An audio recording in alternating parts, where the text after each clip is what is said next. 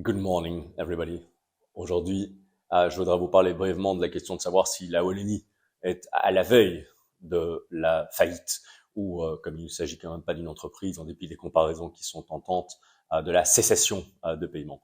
Alors, dans ce petit essai que j'ai publié je sais que le titre est inversé, donc il y a marqué du fédéralisme au communisme en juin dernier, je terminais par la question de savoir ce qui allait se produire. Et donc j'écrivais dans un petit chapitre là qui s'appelle Ce qui adviendra probablement, l'acte inaugural donc de la faillite wallonne sera vraisemblablement un déclassement de la crédibilité financière de la région wallonne par l'agence Moody's. Et je pense que c'est ce qui va se produire dans les prochaines heures. Alors, quel est le mécanisme? L'agence Moody's fait partie des agences américaines qui font la cotation, qui proposent une cotation sur la crédibilité des différents pouvoirs publics, c'est-à-dire leur crédibilité à rembourser les dettes souvent considérables qui sont souscrites. Alors, la trajectoire budgétaire, donc budgétaire, c'est chaque année, donc on vote le budget et on regarde l'ampleur du déficit, et de la dette, ce sont deux choses qui sont évidemment liées mais qui sont différentes. La dette, c'est les déficits budgétaires accumulés à travers le temps.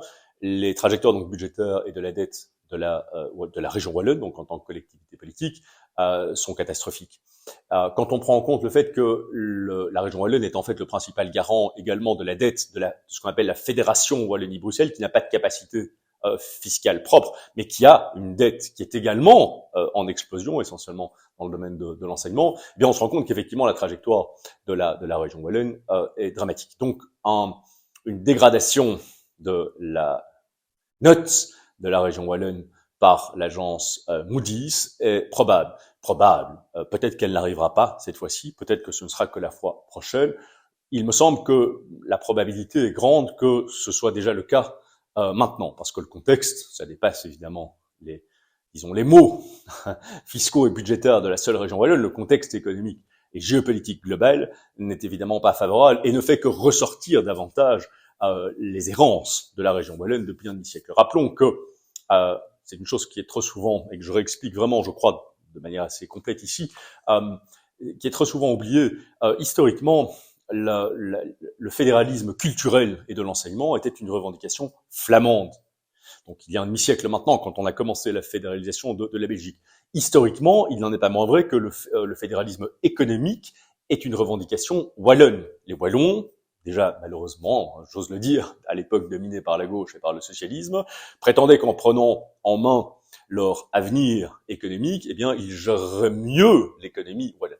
Alors, quand on regarde les choses avec un demi-siècle de recul, il s'avère que du point de vue flamand, le fédéralisme est évidemment un succès épatant. Il suffit de voir que l'enseignement flamand est encore aujourd'hui, en dépit des difficultés, dans les meilleures places des classements internationaux. Je pense évidemment au classement PISA, alors que l'enseignement francophone, qui dépense davantage par tête de pipe, comme on dit, donc par enfant, que l'enseignement flamand est très souvent, disons, très médiocrement classé. Dans l'usage du français, on est très souvent dans les derniers de l'OCDE, donc de la langue maternelle ou paternelle, on peut dire les deux, et que malheureusement le fédéralisme économique wallon est lui une véritable catastrophe. Et ceci en dépit du fait que également depuis 50 ans, la Wallonie bénéficie de 6 milliards de transferts directs de la Flandre vers la Wallonie. Donc direct et indirect. En fait, direct, c'est-à-dire budgétaire, de budget à budget, et indirect via la sécurité sociale. Ce sont des montants qui, eu égard au volume budgétaire wallon, sont considérables. Attention, c'est pas comme le FMI. Donc la Flandre, c'est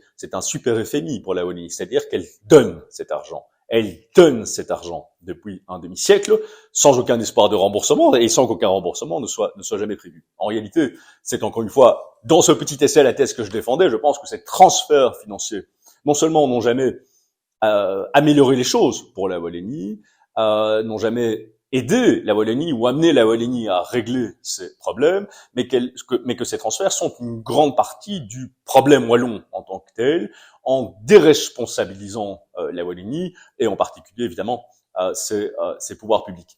Donc, je pense que d'ailleurs la plupart des gens le savent, et quand ils ne le savent pas, ils le sentent. On est à la veille, on est dans une forme d'épuisement de la logique actuelle.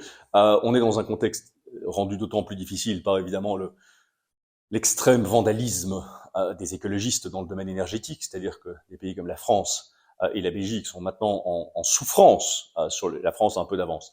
Mais la Belgique va bientôt la rejoindre si elle persiste à fermer des centrales nucléaires qui sont parfaitement opérationnelles, ce qui est une folie criminelle.